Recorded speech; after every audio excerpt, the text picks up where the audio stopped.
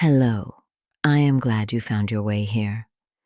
The night is long, isn't it? But that is all right. The dark is just a blanket we pull over the world so it can rest. And you need to rest too. So make yourself comfortable. Shift your shoulders. Let the tension drain out of your jaw. Unclench your hands. Imagine you are lying on a roof in the Valley of Sorek. The stone beneath you is still warm from the sun, baking all day in the heat. Above you, the stars are not just lights. They are thick, bright clusters of diamonds scattered on black velvet. The air smells of dry earth, cooling rocks, and the sweet, heavy scent of ripening grapes. My name is Delilah, and I am going to tell you a story. You think you know this story. You have heard it in Sunday school or seen it in movies. The strong man, the bad woman, the haircut, the betrayal. But stories are like tapestries. If you look at the back, the threads are all knotted and messy, and the picture looks different. I want to show you the back of the tapestry. I want to tell you what it was really like to live in the middle of a war zone with a man who could lift a horse with one hand, but could not remember to wipe his feet. Let us start with the valley. Sorek. It sounds harsh, doesn't it? But it was beautiful. It was a place of vines. We lived on the border between the hill country of the Israelites and the coastal plains of my people, the Philistines. It was a quiet place, a place for people who didn't want to choose sides. I was a weaver. That is an important detail. Weaving is slow work. It teaches you patience. It teaches you that if you pull a thread too hard, the whole pattern distorts. Click, clack. The shuttle flies left. Click, clack. The shuttle flies right. That was the sound of my life. It was hypnotic. It was safe. And then Samson came. He was not what I expected. The story said he was a monster, a wild man. But when he first came to my door, blocking out the sunlight, he just looked tired. He was dusty. His hair, that famous, impossible hair, was tied back in 7 thick braids that reached down his back like ropes. He didn't roar. He didn't demand. He just asked for water. We sat on my porch for hours that first night. He told me about the lions he had fought, but he told it like a joke, laughing at how absurd it all was. He told me about the riddles he liked to tell. He had a laugh that you could feel in the floorboards, a deep, resonant rumble that made the clay pots rattle on the shelves. We fell into a rhythm, he and I. He would come down from the hills, exhausted from being a judge, exhausted from fighting, and he would collapse in my living room. He loved the quiet of my house. He said the silence in Sorek was the only thing that could quiet the noise in his head. I think that is why he loved me. Not because I was beautiful, though I certainly tried to be, but because I was normal. I didn't ask him to lift heavy things. I didn't ask him to save the day. I just asked him if he wanted more bread. But peace is expensive, and in the Valley of Sorek, someone always comes to collect. I remember the day the peace ended. It was a Tuesday. The heat was oppressive, a stillness that made the cicadas scream in the olive trees. I was working at the loom, the wool sticking to my fingers. Then the shadows appeared. They did not knock. They just walked in. 5 men, and not just any men, the lords of the Philistines. You have to understand the gravity of this. This would be like 5 kings walking into your studio apartment. They were dressed in layers of dyed linen, purple and crimson, which must have been terribly hot. They wore heavy gold chains and smelled of expensive cedar oil and arrogance. They filled my small room. One stood by the water jar, One leaned against the door frame. The other 3 stood in front of my loom, looking at me with cold, calculating eyes. The Lord of Gaza spoke first. He was a large man, still angry because Samson had ripped the gates off his city walls and carried them up a hill. "That is a hard thing to explain to your taxpayers." "Delilah," he said. I stood up. My hands were shaking, so I wiped them on my apron to hide it. "My lords," I said, "to what do I owe the honor?" They didn't waste time with pleasantries. They didn't ask about the weaving. They wanted one thing. "Entice him," the Lord of Ashdod said. His voice was smooth, like sand sliding over stone. "See where his great strength lies. Find out how we may bind him, so we can afflict him." Afflict him. That is a polite word for torture. That is a polite word for prison. I wanted to say no. I really did. Samson was my friend. He was my protector. But then the Lord of Ekron stepped forward. He reached into his robe and pulled out a heavy leather pouch. He dropped it on my table. It landed with a heavy metallic thud. 1,100 pieces of silver, he said. Then the next lord dropped a pouch. Thud. 1,100. Then the next. Thud. And the next. 5 pouches. 5,500 pieces of silver. I stared at the leather bags. In that time, a laborer might earn 10 pieces of silver in a year. This was not just money. This was a kingdom. This was freedom. This was the kind of wealth that meant I would never have to touch a loom again. I could buy a vineyard, I could buy a ship, I could disappear. They saw the look in my eyes, they knew they had me. "We will be nearby," the Lord of Gath whispered. "Find the secret. Give us the signal." And just like that, they were gone. The room was empty again, but the air felt heavier. The smell of cedar oil lingered, mixing with the smell of my fear. Samson came back that evening. The sun was setting, painting the sky in bruises of purple and orange. He was in a good mood. He'd found a wild beehive and was eating honey with his fingers, sticky and happy. "Delilah," he shouted, "I am home." I forced a smile. I tried to stop my heart from hammering against my ribs.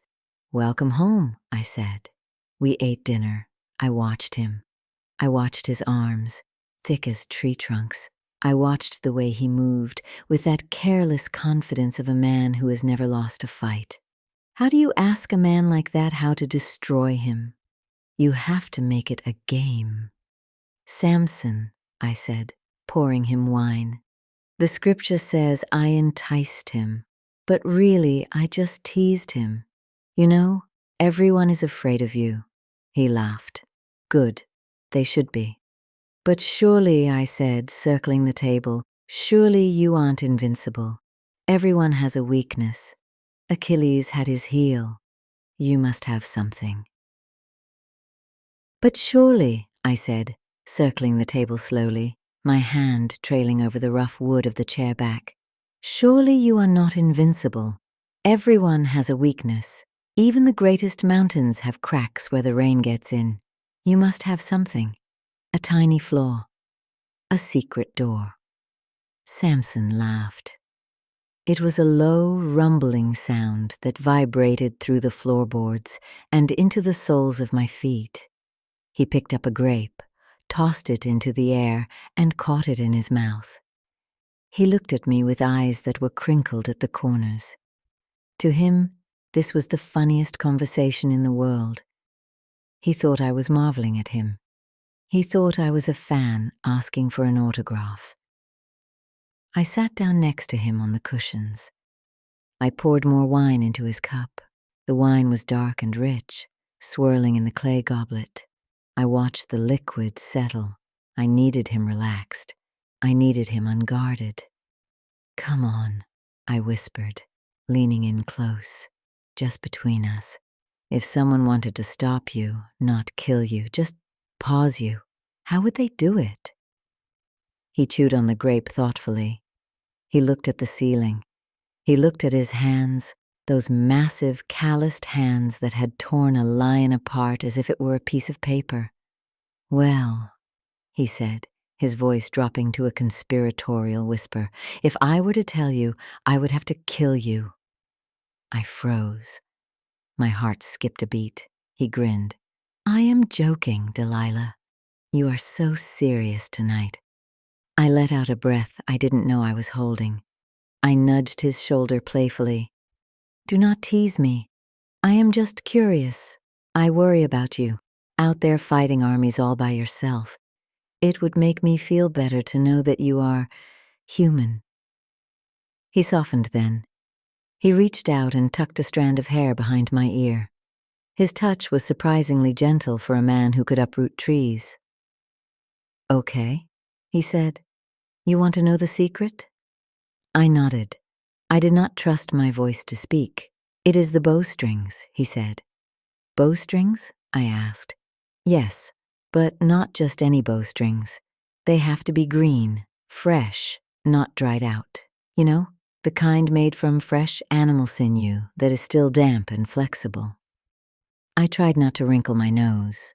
That sounded disgusting. "7 of them," he continued. "It has to be 7. That is the holy number. If you were to bind me with 7 green bowstrings that have never been dried, then my strength would leave me. I would be weak. I would be just like any other man." He looked me right in the eyes when he said it. He looked so sincere, so honest. I memorized it instantly. 7 green withs.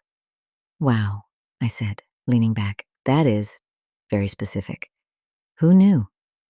He yawned then, a jaw-cracking yawn that showed all his teeth. "All this talking about weakness makes me sleepy," he mumbled. He stretched out on the rugs. The house was warm. The crickets were starting their nightly chorus outside. Within minutes, his breathing deepened. It slowed down into a heavy, rhythmic cadence. In, out, in, out. I waited. I waited until I was sure he was deep in the dream world. I stood up and walked softly to the window. I moved the curtain just an inch. Outside, in the darkness of my garden, the bushes rustled. The lords of the Philistines were waiting. I could hear the faint jingle of their jewelry. I held out my hand. One of them passed a bundle through the window. It was wrapped in a cloth. I opened it. The smell hit me first. It smelled like a butcher shop. Fresh, raw sinew. There were 7 strands, slick and cold to the touch. I shuddered, the things I do for silver. I crept back to Samson. He was sleeping on his back, his arms flung out to the sides. He looked like a fallen statue. I knelt beside him. My hands were trembling. If he woke up now, if he saw me holding these raw strings, what would I say? "Oh, just doing some late-night arts and crafts, Samson." I took the first string. It was slippery. I slid it under his right wrist. I looped it around. I pulled it tight. He grunted in his sleep and shifted. I froze. I stopped breathing. I became a statue myself. He didn't wake up. He just turned his head to the side and kept snoring. I let out a tiny breath. I tied the knot, then the left wrist, then his ankles. I connected them all. I worked slowly, methodically. I was weaving a web around a sleeping giant. It took time. The moon moved across the sky. The shadows in the room shifted. By the time I was done, Samson was trussed up. He looked ridiculous. He looked helpless. I stood up and wiped my hands on my skirt. The lords were now hiding in the inner chamber, pressed against the walls, holding their breath. This was it, the moment of truth, the moment I became a rich woman. I walked to the center of the room. I cleared my throat. I pitched my voice high and panicked. "Samson," I screamed. "The Philistines are upon thee, Samson." I expected fear. I expected him to thrash and struggle against the bonds, realizing he was trapped. I expected the strength to be gone. Samson's eyes flew open. There was no grogginess, no confusion, just instant alertness. He felt the tension on his wrists. He looked down at the green strings. And then he moved. He didn't even strain. He just expanded. Snap, snap, snap. It sounded like dry twigs stepping on a fire. Pop, pop, pop. The strings didn't just break. They exploded. They flew off his arms in little pieces. One piece landed in my hair. Another hit the water jug. Samson sat up, shaking the debris off his arms like it was dust. He looked around the room, blinking. "Philistines?" he asked. "Where?" I stood there, mouth open. The lords in the other room were silent as the grave. "Did they leave?" Samson asked, looking at the window. He looked genuinely disappointed. "I wanted a fight." He looked down at his wrists, where the broken strings hung like sad little bracelets. "And hey," he said, a grin spreading across his face. "You tied me up." I stammered. My mind was racing. I needed a lie, and I needed it fast. "I wanted to see if it was true," I said, trying to sound hurt. "You told me the secret. I wanted to verify it. For science." Samson laughed. He laughed so hard he fell back onto the pillows. "Oh, Delilah, you are funny. You really thought fresh tendons would hold me? Me? The man who carried a city gate up a mountain?" I forced a laugh. "Ha ha, ha. Yes, I am very funny." He rolled over and went back to sleep. Just like that, I stood there in the dark, listening to him snore, feeling the weight of the silver slipping through my fingers. The lords of the Philistines crept out the back door, furious and silent. The next day was tense, not for Samson. He was happy as a clam, but for me. I went to the market to buy bread, and a man bumped into me. He slipped a note into my hand. It was from the lords. It was short. It said, "Try again. We are not paying for failure." I went home. I looked at Samson. He was sitting on my floor, braiding a piece of leather. He looked up and smiled at me. "We need to talk," I said. He put down the leather. "What is wrong, Delilah? You look stressed." I sat down across from him. I pouted. I knew he couldn't resist a pout. "You mocked me," I said softly. He looked confused. "I what?" "You mocked me. Last night, you told me lies. You said the green bowstrings would make you weak, and I believed you, and I looked foolish." Samson sighed. He rubbed the back of his neck. "Delilah, it was a riddle. I am a judge of Israel. Riddles are kind of my thing." "It is not a riddle to me," I said. "It feels like you do not trust me. I do trust you." "Then tell me the truth," I said, "please. No more games. How can you be bound?" "For real." He looked at me. He studied my face. I tried to look innocent. I tried to look like a woman who just wanted to understand the man she loved. He took a deep breath. "Okay, you want the truth?" "Yes," I said. "New ropes," he said. I stared at him. "Ropes?" "Yes. But they have to be absolutely new, virgin ropes. They cannot have been used to tie a donkey or lift a bucket from a well. If you take new thick ropes and bind me fast, then I will be weak. I will be just like any other man." "Are you sure?" I asked. "I am positive," he said. "It is about the purity of the material." I looked at him. It sounded plausible. It sounded like something a magical strongman would say. "Okay," I said. "New ropes." I did not wait for nightfall to prepare this time. As soon as he went out for a walk, I went to the rope maker. "I need your strongest rope," I told the merchant. He showed me a coil of hemp. It was thick as my wrist. It was rough and scratchy. "Has this been used?" I asked. "No, lady. I spun it this morning. I bought it all. It cost me 3 weeks of weaving wages. I dragged it home. It was heavy. It smelled of tar and dust. I hid the rope under the bed. That night, Samson came home.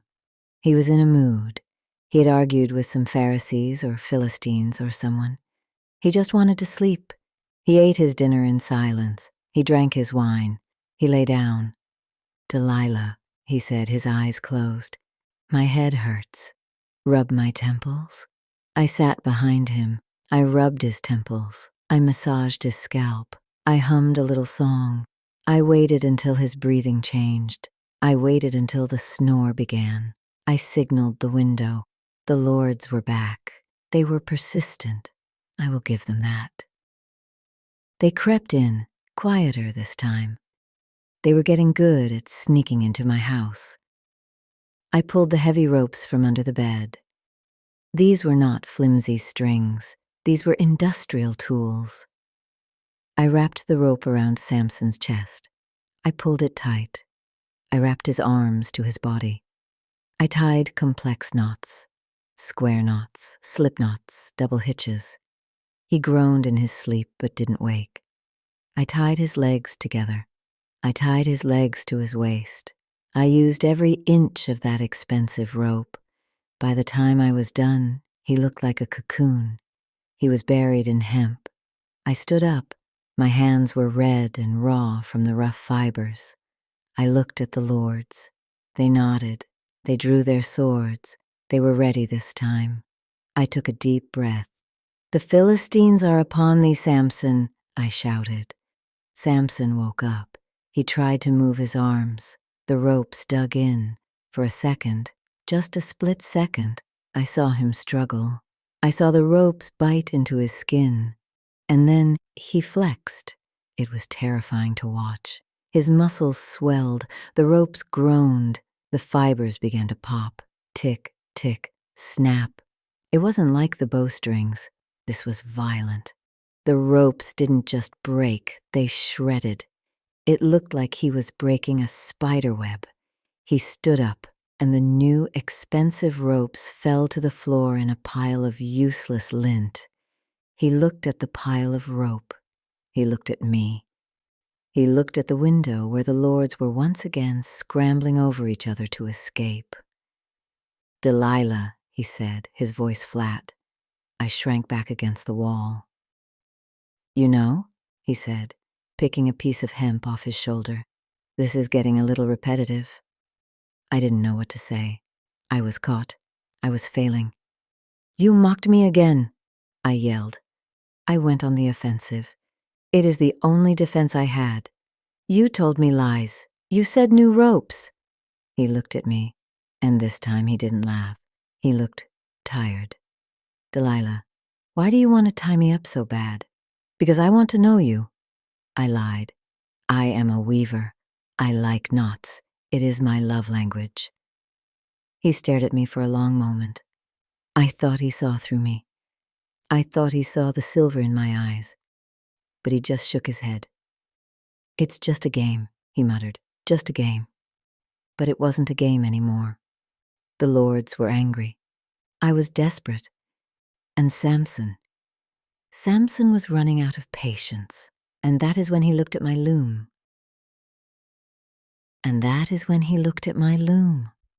You have to understand, my loom was not just a piece of furniture. It was the heart of my home.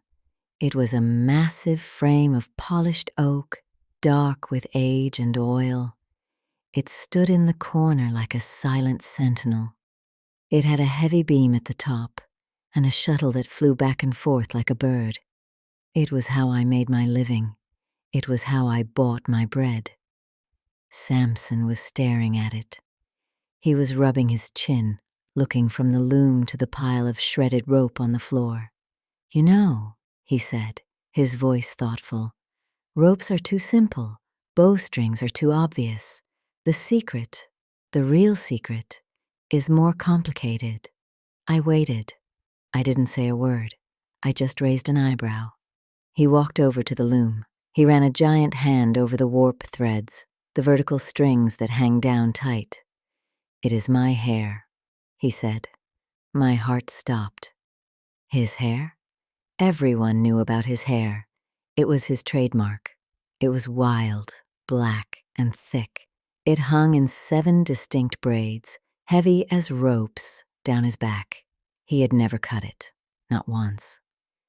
"If you weave the 7 locks of my head," he said, turning to me with a grin, "into the web of the loom, and if you fasten it tight with the pin, then I will be stuck. I will be weak."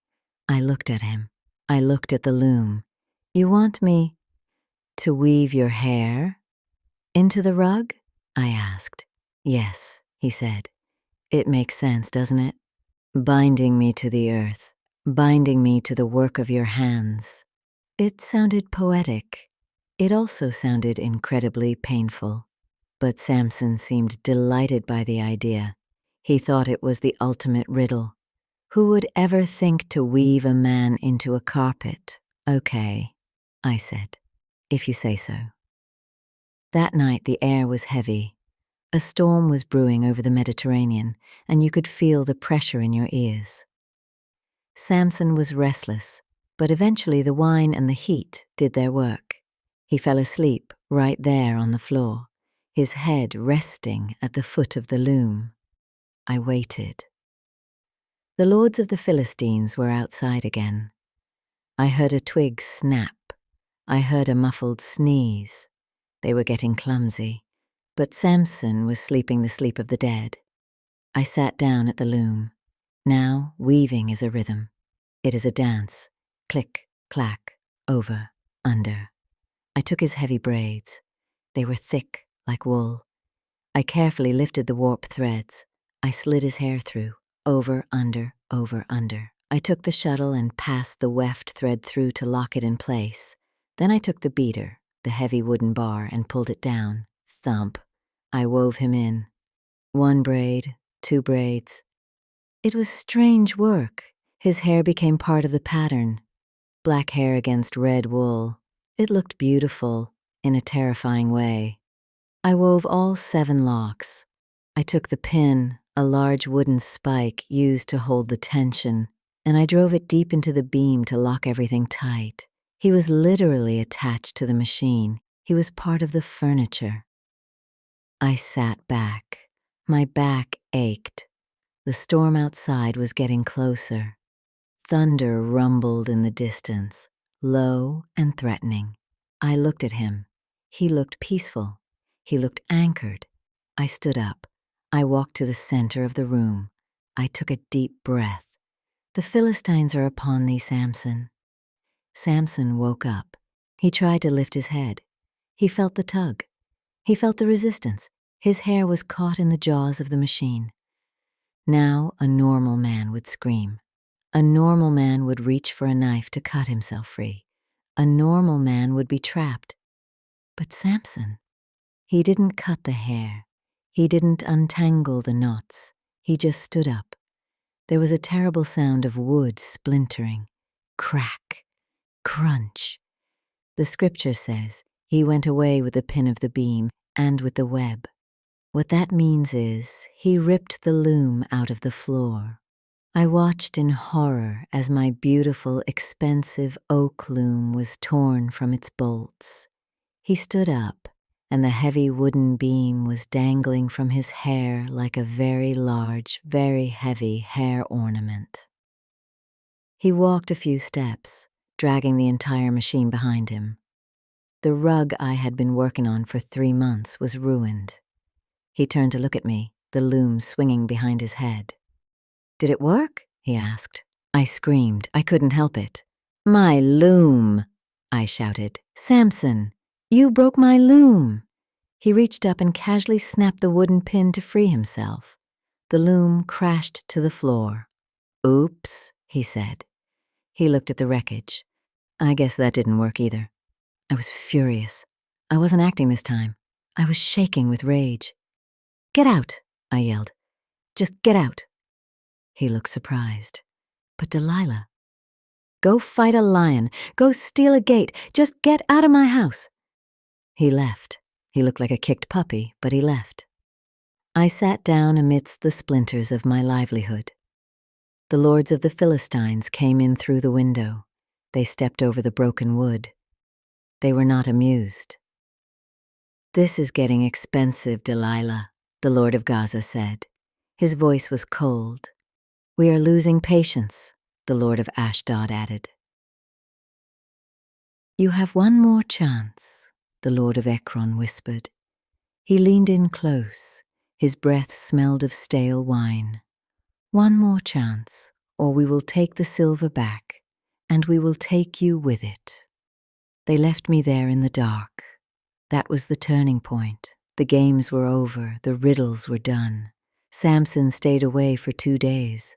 When he came back, the loom was gone. I had cleared the room. It was empty. Just cushions, shadows, and me. I didn't greet him with wine. I didn't greet him with a smile. I sat in the corner staring at the wall. Delilah? He asked. He sounded cautious. I didn't answer. He walked over. He knelt beside me. Hey, I'm sorry about the furniture. I'll build you a new one. I turned to look at him, and I let a single tear roll down my cheek. I had been practicing that tear all morning. It is not about the loom, Samson, I whispered. Then what is it? It is about us. I looked him in the eye. This was the weapon I had been saving, the sharpest knife in my arsenal.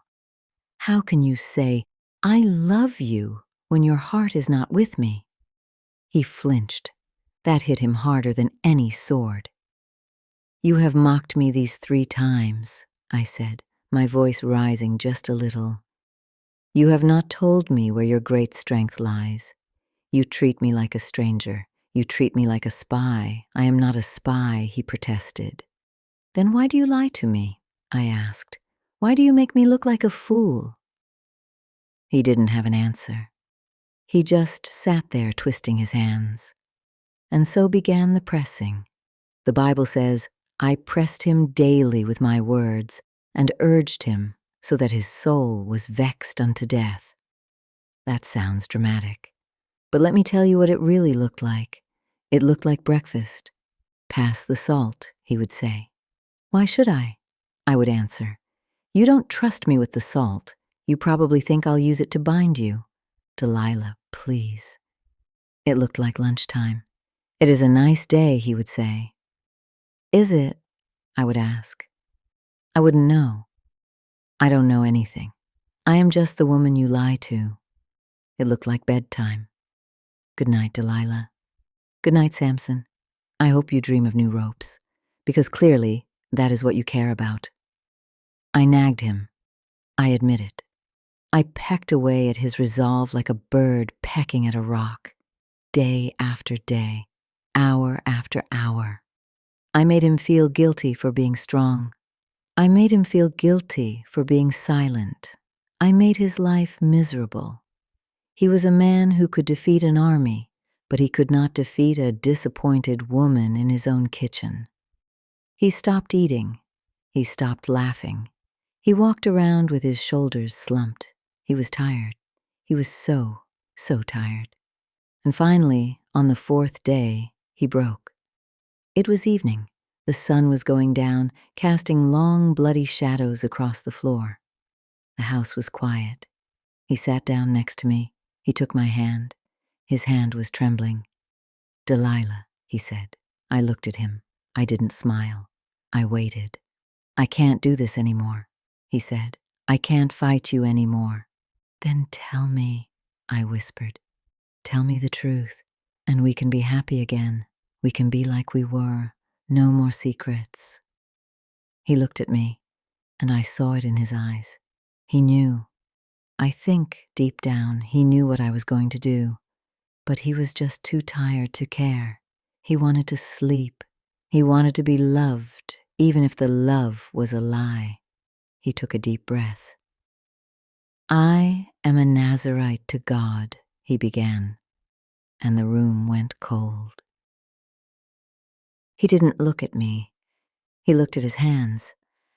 I have been a Nazarite from my mother's womb, he said softly. It is a vow, a promise made before I was even born. He touched the heavy black braids on his shoulder. No razor has ever come upon my head, he whispered. Not once. It is not just hair, Delilah. It is the mark of my covenant. It is the source of my strength. If I be shaven, then my strength will go from me. I will become weak. I will be like any other man. I sat there, frozen. This was not a riddle about bowstrings. This was not a joke about ropes or looms. This was his soul. He was handing me the key to his life, and he knew it. He looked up at me, and his eyes were full of a terrible, quiet resignation. He was tired of the secrets. He was tired of the game. He just wanted to be known, even if it meant being destroyed. I reached out and touched his face. "Okay," I said. My voice was trembling. "I understand." I stood up. I walked to the window. I did not light a lamp. I did not wave a cloth. I just rested my hand on the sill. The lords of the Philistines were out there, in the dark. They knew. They could sense the change in the air. I went back to Samson. "Come here," I said, gentle. "Come rest." He laid his head in my lap. It was heavy, the weight of a legend, the weight of a judge. I began to stroke his hair. I ran my fingers through the thick, coarse strands. I hummed a melody, a soft, slow tune that mothers sing to their children in the valley. "Sleep, my love," I whispered. "Sleep now. The fighting is over. The riddles are done. Just sleep." And he did. He fell into a deep, heavy slumber. The kind of sleep that comes when you have finally let go of a burden you have carried for 20 years. I waited. I watched his chest rise and fall. I watched the pulse in his neck. Then I signaled the shadows. A man stepped out from the darkness. It was not one of the lords. It was a barber. He held a razor of polished bronze. It glinted in the moonlight. I put a finger to my lips. "Shh." The barber knelt beside us. I lifted the first lock of hair. It was heavy, like a rope. Scrape. The razor moved against the scalp. It was a harsh sound in the quiet room. The hair fell away. One lock. Samson stirred, but I soothed him. "Hush, hush." I stroked his forehead. I lifted the second lock. Scrape. 2 locks. The pile of black hair on the floor began to grow. It looked like dark wool. 3 locks. The strength was leaving him. I could feel it. The heat coming off his skin seemed to cool. The tension in his muscles relaxed. He was shrinking. He was becoming small. 4 locks. 5 locks. My heart was pounding so hard I thought it would wake him. I was cutting away his power. I was cutting away his protection. 6 locks. 1 left. The final tether to his god. I lifted it. The barber nodded. Scrape. 7 locks. It was done. His head was bare. He looked vulnerable. He looked like a child. The barber crept away. The lords of the Philistines stepped into the light. They didn't hide this time. They had their swords drawn. They had their chains ready. I took a deep breath. I looked down at the man who had loved me, the man I had sold. I leaned down and whispered in his ear, "The Philistines are upon thee, Samson." He woke up instantly. He stood up. He shook himself. "I will go out as at other times before," he said. "I will shake myself free." He reached for the Philistines. He expected the power to surge. He expected the fire to burn in his veins. He expected to tear them apart like paper. But there was nothing. The scripture says, "He knew not that the Lord was departed from him." It was the saddest thing I have ever seen. He strained. He pushed. But he was just a man with no hair and no strength. They swarmed him.